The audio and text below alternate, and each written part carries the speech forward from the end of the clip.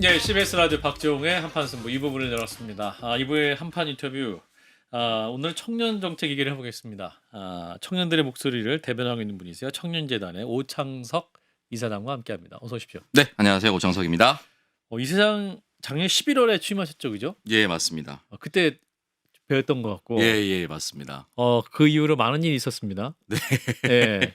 그래서 발표회도 했고 취임 100일 맞이. 네, 100일 이제 지난주에 이제 일요일이 100일이었습니다. 그래요. 그래서 100일 갓 넘겼고 그 음. 사이에 이제 발표회라기보다는 그냥 이제 뭔가 100일 동안 무엇을 했는가를 재단 측에서 이제 내용을 알려주는 정도 발표회라는 거창한 표현보다는 알려주는 정도를 했습니다. 잘 알리셨어요? 예, 뭐 그동안 했었던 MOU라든지 네. 준비했었던 뭐 유튜브 사업 같은 것들이 이제 런칭이 속속들이 되고 있어가지고 예. 그런 것들 좀 상세히 설명을 드렸고 음.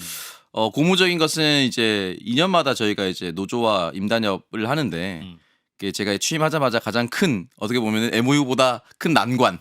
노조위원장과 협상을 잘 하셨습니까? 예, 노조 지회장님과 뭐 사무국장님과 뭐 이렇게 논의를 잘 나눴고요. 뭐 예. 여러 가지 큰 틀에서는 합의를 이뤘다고 볼 수가 있고. 예.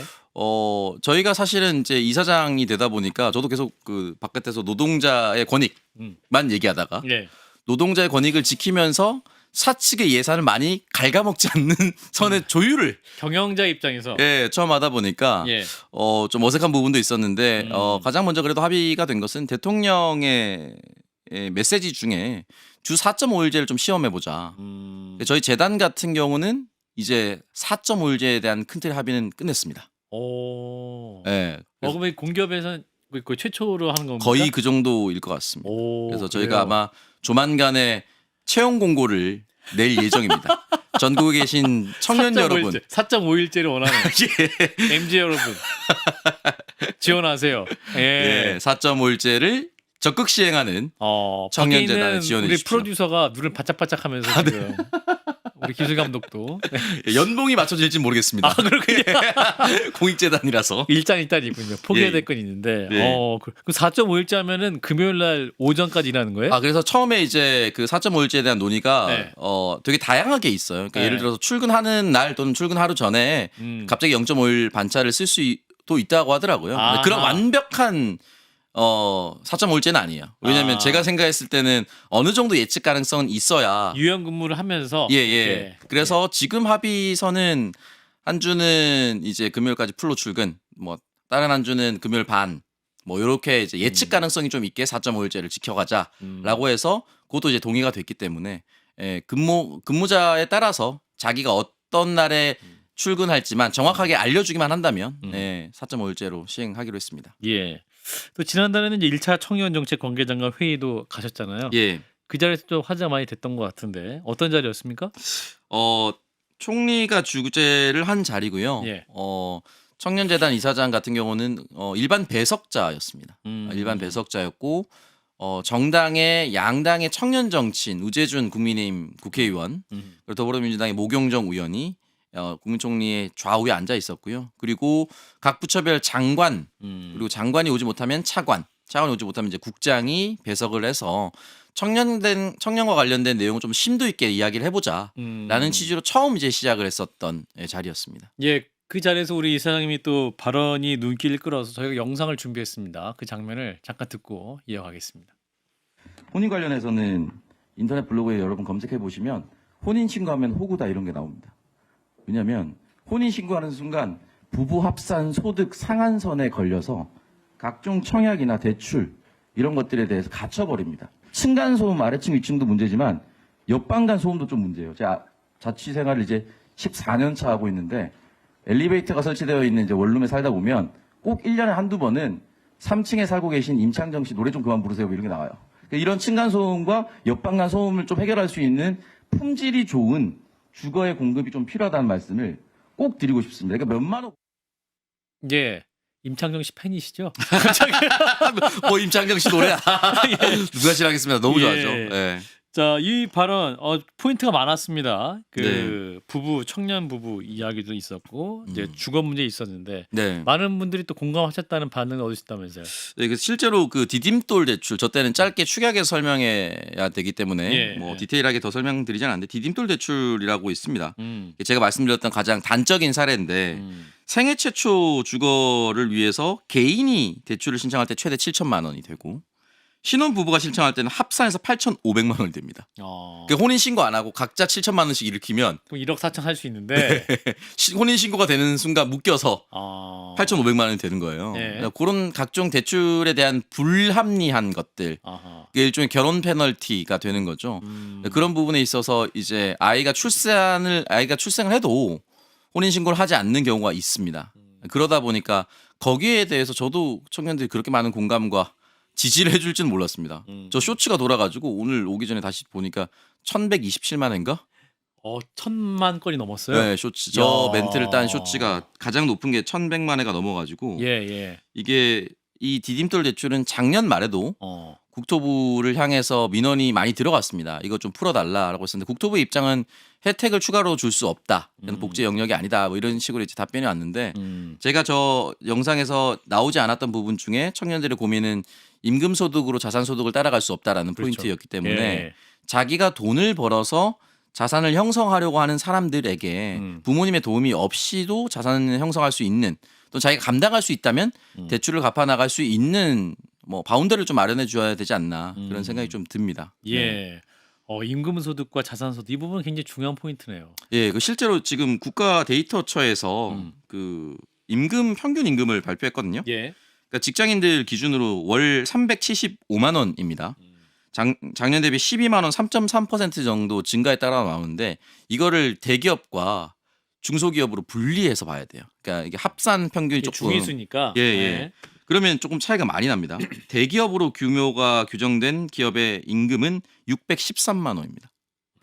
중소기업은 307만 원으로 예. 약 2배 정도의 차이가 새 전이에요. 후. 세후. 네. 그러면은 예를 들어서 이제 이런 격차를 말씀드리는 것이 대부분 중소기업에 다니는 사람들이 훨씬 더 많고 예. 그러면 평균 임금이 낮다라는 거잖아요. 예. 그러니까 대기업 친구들도 사실은 613만 원이면 본인 혼자서 7천만 원 넘어요. 네. 그리고 307만 원을 이제 하면 이제 약 그냥 단순하게 세금이나 뭐 사대보험 이런 거 없다 치면 예. 3,600만 원 정도 두 사람이 합치면은 바로 7,200만 원 되지 않습니까? 그렇죠. 그럼 2, 3년 차만 되면 8,500만 원이 넘어가요.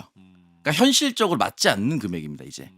그래서 이런 부분은 중소기업에 다니는 직장인들에게도 적용되기 좀 어려우니까 아하. 이런 상한선은 조금 돌파를 해줘야 되지 않나라는 생각이 들고 우리 사회가 앞으로 결혼제도를 어떻게 받아들일지는 잘 모르겠는데 제가 생각했을 때 대한민국은 유교 기반의 이 문화, 법이 아닌 이 문화와 관념이 굉장히 짙게 배어 있습니다. 그래서 결혼제도를 조금 더 간소화 또는 이제 결혼제도가 아닌 대체제도를 막 말할 때 프랑스의 뭐 팍스법이나 생활동반자법 이런 거 얘기 많이 하거든요. 근데 생활동반자법을 여러분들 이제 기성세대 또 이제 부모님께 설명을 한번 해보십시오. 동거. 돈 거예요. 예. 그러니까 너희 아들 딸 결혼한다면 축하해는 할 수 있는 얘기인데 예, 그렇죠. 뭐 너 아들 뭐 같이 산다면 뭐야?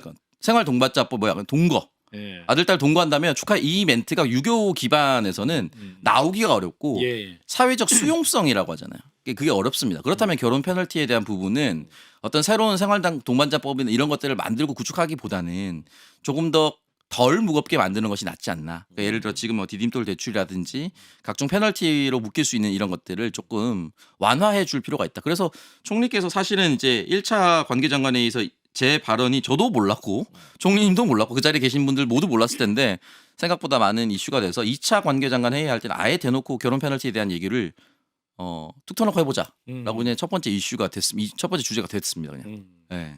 김민수 총리가 굉장히 그 진지하게 듣는 장면이 좀 화제였던 것 같아요. 네. 사실은. 우리 대통령께서 사실은 강유정 예. 대변인을 시켜서 결혼 페널티에 대한 얘기를 없애야 한다라고 지시를 하셨습니다. 그 사이에. 네. 그렇군요. 1,100만 회가 넘었으면 그 부정선거 토론 영상보다 더 많이 봤네요.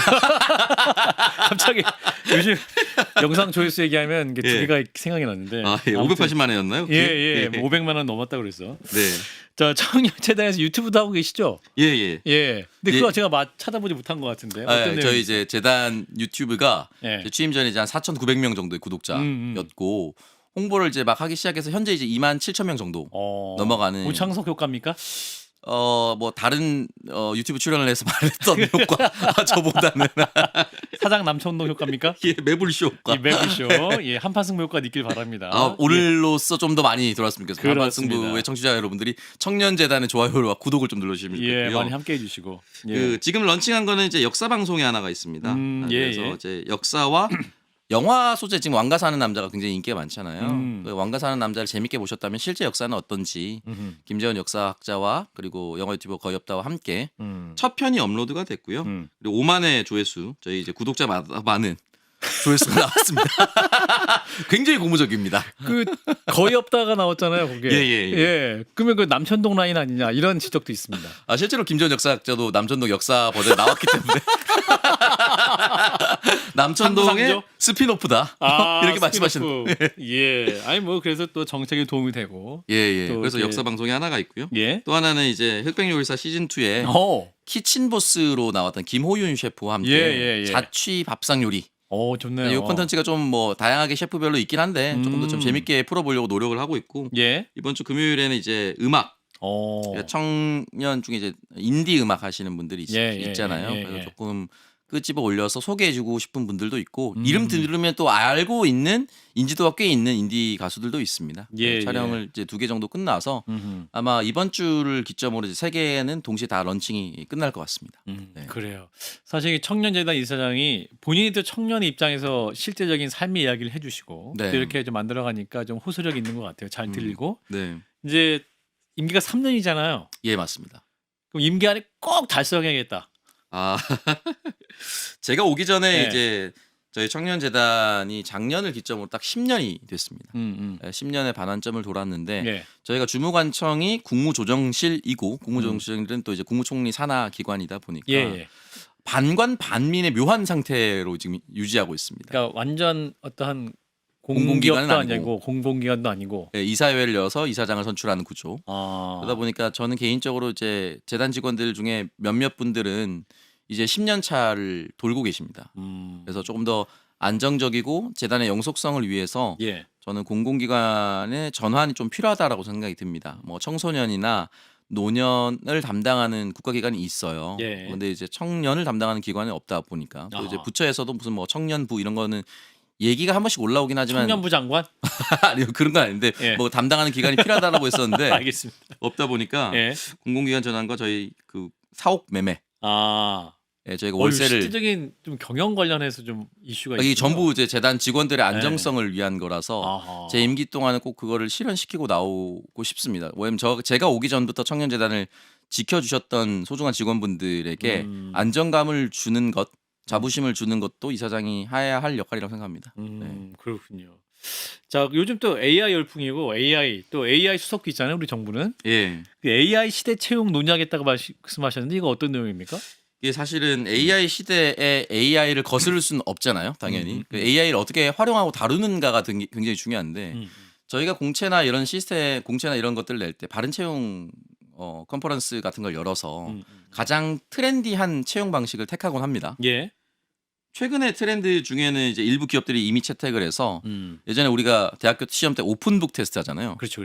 요즘 채용할 때 그냥 오픈 AI 테스트를 한다고 합니다. 컴퓨터를 주고 AI로 그냥 답을 해서 네, 주고 소스도 얘기하고 그냥 예. 네. 그래서 AI 그 프로그램을 가동시켜서 아. 어떤 프로젝트를 어떻게 완성도 있게 주어진 시간 내에 만들 수 있느냐 아하. 그런 것들을 테스트한다고 하더라고요. 예. 그래서 저도 그걸 한번 채용해 보겠다, 도입해 보겠다라고 이제 말씀을 드렸더니 재단 직원들 중에 예. 아 참 참신하다라고 하는 분들과 그걸 주관해야 하는 운영팀 입장에서는 새로운 걸 또 만들어야 되는. 본인은 잘 쓸 줄 알아야 되는 거 아니에요. 그렇습니다. 그 아웃풋을 판단할 수 있어야 되는 것이고. 예, 맞습니다.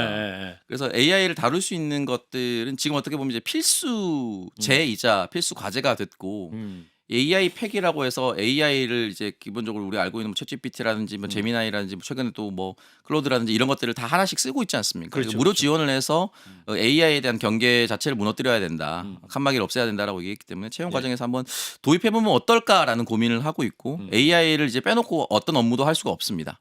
예, 그러다 보면은 이게 꼭 필수 과제로 넣어야 되고 또 하나는 이제 중년의 실직자들 또는 중년의 새로운 도전하는 분들이 중년 얘기니까 제가 갑자기 귀가 들리게 됐어요. 중년. 새로운 분들이 네. AI 공부 정말 열심히 하십니다. 그렇죠. 예. 네. 그러니까 이제는 잡무나 아니면 자잘한 정보라든지 심지어는 이제 뭐 도표, 그림, 뭐 PPT, 엑셀까지도 챗GPT가 대신할 수 있는 시대까지 올라왔기 때문에 예. 그분들이 굉장히 무섭게 AI를 공부하고 있어요. 그럼 청년도 뒤쳐서는 안 된다. 네, 그런 의미로 이제 AI 시대에 채용해서 AI를 활용하는 방법을 조금 더 공부해야 되고 지금 제가 독후감 사업을 하나 했거든요. 독후감? 네. 예.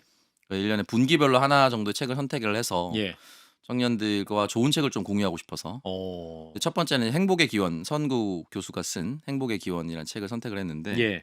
슬프게도 AI 묻은 독후감들이 좀 많이 나와요. 음. 이걸 또 걸러내는 것도 역량입니다. 이걸 걸러내는 것도 역량이에요. 그래서 저희가 이제 돌려보면 AI를 썼는지 안 썼는지도 알 수 있거든요. 아, 그래요? 그런 것들도 사실 어떻게 보면은 재단 직원 입장에서는 또 역량이기 때문에 예. 다양한 방식으로 좀 활용해 볼 수 있을 것 같습니다. 자, 또 이제 우리 이사장님이 또 본업이 정치 평론가시니까 정치 얘기로 살짝 넘어가 보면 네네. 오늘 코스피가 6천을 찍었었어요. 코스피가 오늘은 아니고 일단 네. 오늘도 오늘 6천이 좀 내려간 것 같은데 하필이면 또 오늘 이사장님이 출연하는 날에 네. 그 이란 또 전쟁 이슈가 있으면서 네. 그 매도 사이드카도 발동이 됐고 네. 그래서 우리 이사장님 그 투자 상황이 어떤지 궁금하신 분들 많이 있습니다. 저는 이제 주식에 이제 마이너스 손으로 유명한. 아 마이다스가 아니고 예. 마이너스의 손. 제가 이제 미국에 주식 하나 넣었다가 상장 폐지됐거든요. 오창석만 피해라. 오창석이 산 것만 피해라. 예. 공개해 주세요, 뭐 샀는지. SNS에. 아니 근데 이제 퇴직연금 같은 경우는 그 퇴직할 때까지 그 연령이 될 때까지 못 빼니까 들어갈 수 있는 종목이 제한적입니다. 예. 코덱스 200에 들어가 있고요. 대통령과 함께. 근데 그거는 사실 굉장히 일찍 매수했기 때문에 수익률이 굉장히 좋아요. 아. 네. 나머지 개별 종목을 말씀드릴 수는 없는데 예. 일단은 뭐 코스피와 함께 올라간 것들은 수익률이 좋고 그럼 이 수익률이 계속해서 이어지려면 대통령께서 스스로 선택한 부동산 시장 정상화와 또 머니문부를 통한 주식시장 예.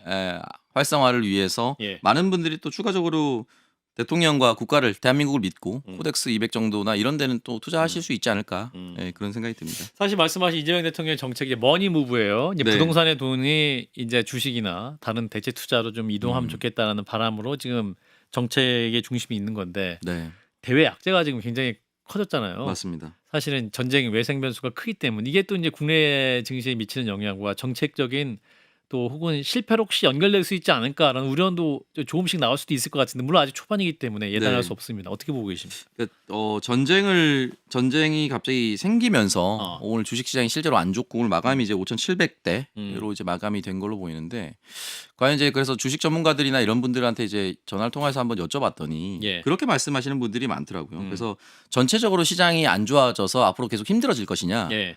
그렇게는 또 볼 수 없다. 아, 왜냐하면 그래요? 방산주는 올랐어요 많이.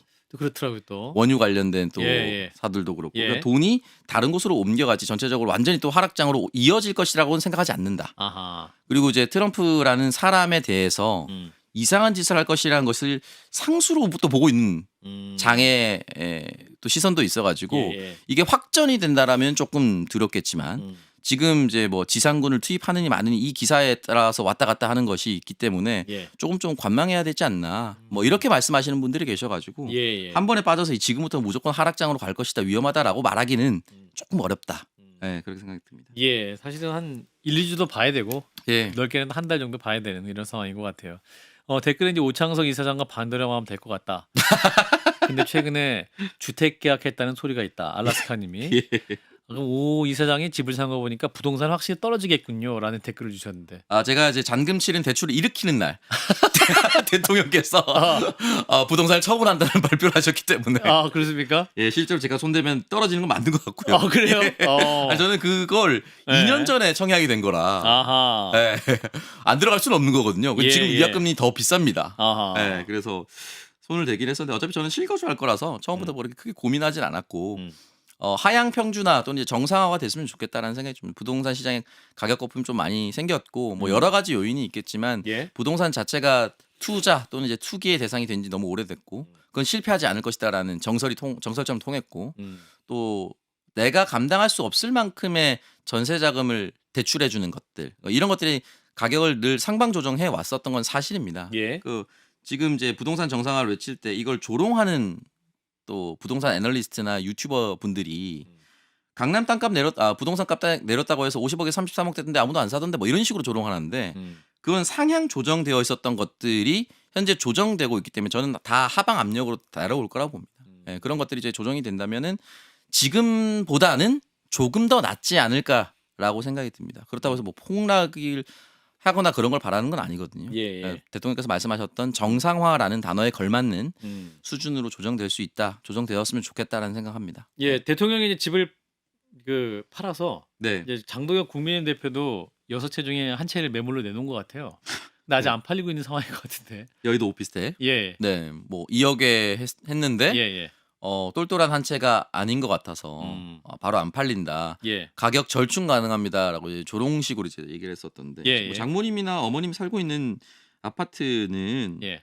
어머님의 명의고 장모님의 명의면 문제가 없는 거 아닙니까? 예. 그러니까 본인의 명의로 왜 가지고 있느냐 이 질문을 계속 회피하시는 것 같고 여의도에 있는 오피스텔 그거 하나 가지고 엄청난 투기성이다라고 얘기하지 않았죠. 왜냐하면 대통령에 대한 부동산의 정책을 맹목적으로 비판을 하고 그 과정에서 6채라고 되는데 어떻게 할 것이냐라고 했을 때 본인이 답변을 대통령이 팔면 저도 팔게요라고 했던 내용이 남아있잖아요. 영상이. 그렇죠. 그래서 이제 대통령이 팔았으니까 대표님은 어떻게 하실 겁니까? 라는 답변을 이런 식으로 이제 회피하는 건 좀 비겁한 것이다 라는 생각이 듭니다. 예, 이제 지방선거 이제 얼마 안 남았는데요. 워낙 또 뜨거운 상황인데 인천 계양을 보궐선거 민주당 내에서 뜨겁습니다. 네. 송영길이냐 김남준이냐. 네. 우리 이사장님 보시기에는 네. 그거 정리가 됩니까? 당에서 정리를 할 것 같고요. 그래서 여기서 말하는 당에서 정리한 것은 김남준 전 대변인과 송영길 전 의원이 함께 더불어민주당이란 틀 안에서 논의를 할 거라고 보고요. 이재명 대통령의 전 지역구이자 송영길 의원의 전 지역구였기 때문에 당연히 송영길 의원이 더 유리할 것이라고 볼 수 있는데 김남준 전 대변인 어쨌든 대변인직을 던지고 나왔잖아요. 예. 어차피 냉정하게 따졌을 때 김남준 대변인의 지역구 경쟁력의 계양에서는 있으나 다른 지역에서는 송영길 의원보다는 상대적으로 떨어지는 건 사실입니다. 그렇다면 인천 내 다른 지역구가 비거나 또는 또 다른 전국 지역에서 빌 경우에 송영길 의원은 다른 지역구로 옮겨가도 당선 가능성이 전 매우 높다고 봅니다. 경쟁력이 있다. 예, 하지만 이제 김남준 대변인 상대적으로 그렇지는 않기 때문에 당에서 또는 이제 송영길 의원이 통 크게 김남준 전 대변인과 약간 논의하지 않을까? 정리의 가이드라인 주신 것 같은데 오해를 있지 않을까? 받아 자꾸 그렇게 하면 그냥 한 의견이죠 그냥. 제 의견입니다. 그래서 냉정하게 예. 당에서 두 사람 다 소중한 자산이라고 생각을 하고 있기 때문에 두 사람 다 승리해서 원내로 들어올 수 있는 방향을 찾다 보면은 그렇게 될 수밖에 없지 않을까라는 생각이 듭니다. 좀 아름다운 전개 가능하다. 네, 저는 두 분 다 원내 진입할 수 있는 방향성을 찾을 거라고 봅니다. 네. 그렇군요. 네. 댓글에 많이 물어보셔갖고요. 제가 네. 그래서 안 물어볼 수가 없습니다. 예, 질문을 하지 말라고 했지만 이런 질문조차 좀 드리기 민감하지만 요즘 안 힘드세요? 아니 뭐 여러 가지 상황이 있는데 예. 뭐 비판 같은 거는 충분히 할 수 있는 영역이라고 생각이 들고 예. 그 부분에 있어서 뭐 인간적 영역에서는 이제 사과한 부분도 생길 수 있지만 예. 뭐 또 시간이 지나도 회복되지 않는 것들이 있어요. 저는 뭐 회복했으면 좋겠다고 생각이 들지만 예. 회복하지 않는다 하더라도 제가 할 수 있는 말을 하지 않는다면 그것마저 좀 더 비겁한 것이라 야. 얘기할 수 있는 부분은 얘기하고 가야 된다고 생각합니다.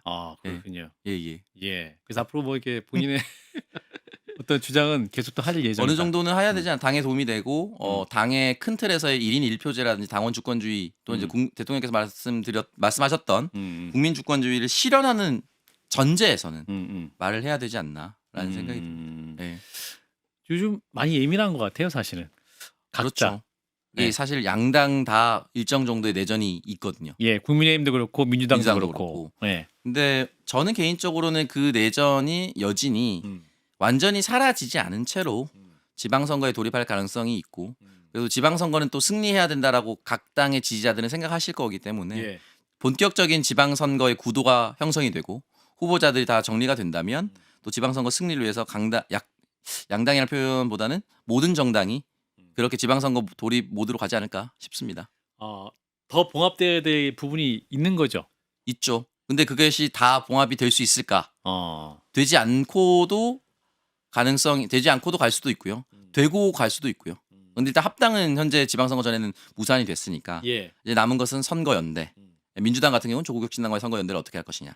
이 문제는 여전히 남아 있습니다. 예. 또 그 이후에 또 8월 전당대회가 있어가지고 네. 굉장히 또 그 이후 정치 상황이 그때 전당대회 때 또 다시 한 번 더 합당을 어떻게 할 것인가. 어허. 또는 이제 지방선거 결과에 따라서 또 다를 거예요. 두 당의 감정이 좀 달라질 수 있습니다.